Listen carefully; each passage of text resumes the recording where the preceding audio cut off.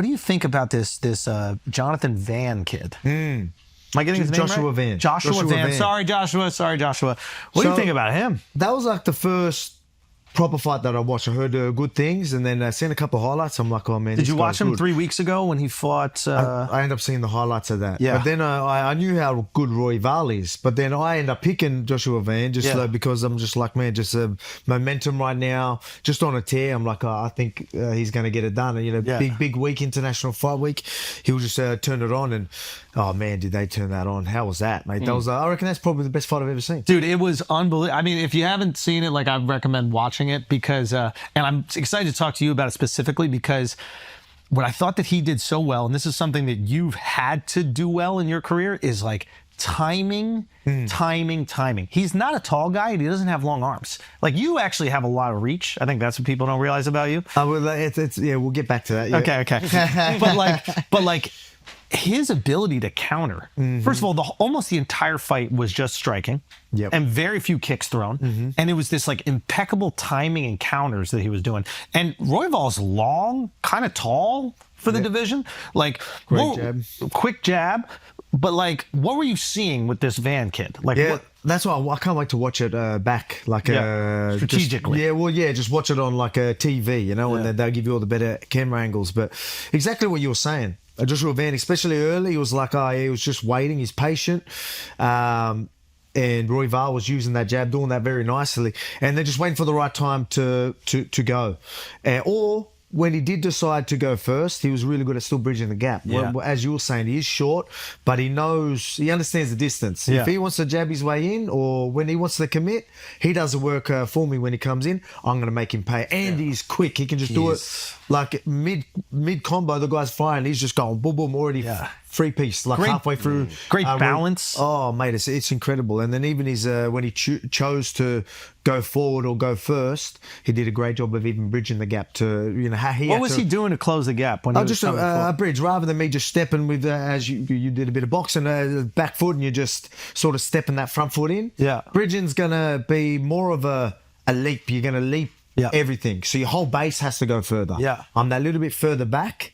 So just me stepping with a normal jab is going to pull short. Yeah. But you bridge the gap, we call it. So that's you literally bridge your whole body, both feet. You're stepping in. Yes. So both feet end up getting right where you want to be, so you can fire the big shots as well. So it was always well balanced, like you said, and throwing bombs. It was so much fun to watch. The guy's on 3 weeks' notice, right? He had a big fight 3 weeks ago, won it in spectacular fashion, and then I think he like broke his toe. Nobody said anything about it, which I like. I know all you guys fight injured, so it is what but it is cool after the fact, like when someone wins, to acknowledge injuries. You know?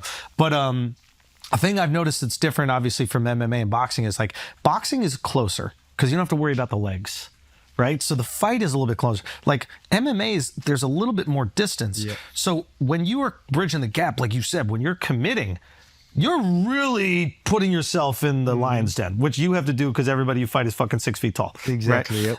But like, so when I was watching these guys like manage that distance, I saw something I thought was really cool.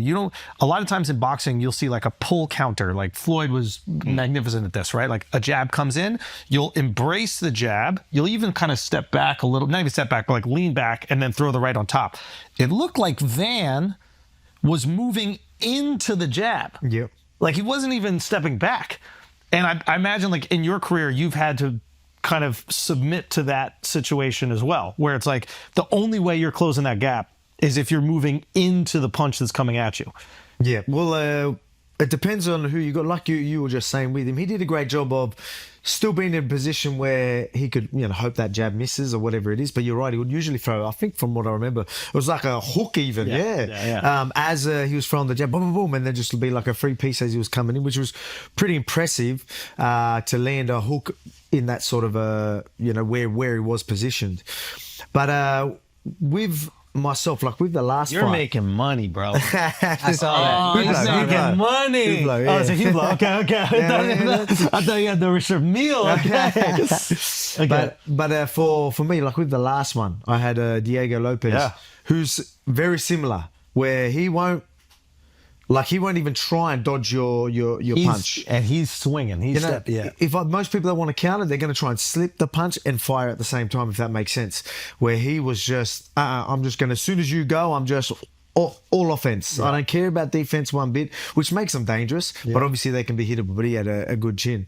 Where I just felt like Joshua Van did a great job of, just waiting till he Royval, really committed, and then was able to sort of counter. They weren't too far, like when you were saying with the distance. I try not to get too technical. No, be technical. But with the range, sometimes the MMA they go that little bit further. Yeah. But because Royval likes the boxing, he was like trying to just stay just out of that boxing range, But Joshua Van did a great job of just making everything he threw count at the right time. And then it looked like the round was getting away from him, and then it would just go blah, blah, blah, and just and then to finish it at the end of the third, almost finish him. Okay, and then he's got to watch that fight anyway. Yeah, go check. What we're talking about. It's and then of course, obviously the Topuria, your boy. Have you watched? Do you watch those fights? Like when you get, what is that like for you? Like when you.